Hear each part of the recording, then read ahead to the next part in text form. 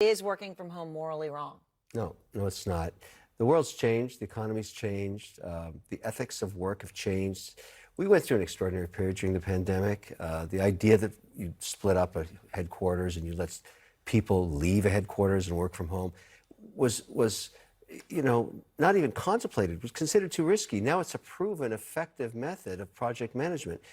In Elon's case, to be fair about what he's talking about, when you are in a highly engineered business like Tesla or SpaceX, I get the idea that you'd want collaboration between engineers that are sitting around trying to solve design problems or whatever. But it has nothing to do with the other 10 sectors of the economy. If you have employees, you need to check out the ERC program, Chef Wonderful. Why, Mr. Wonderful? Because it's cash flow that you don't have to pay back. Good to know. This guy's so smart and so handsome. Go to wondertrust.com.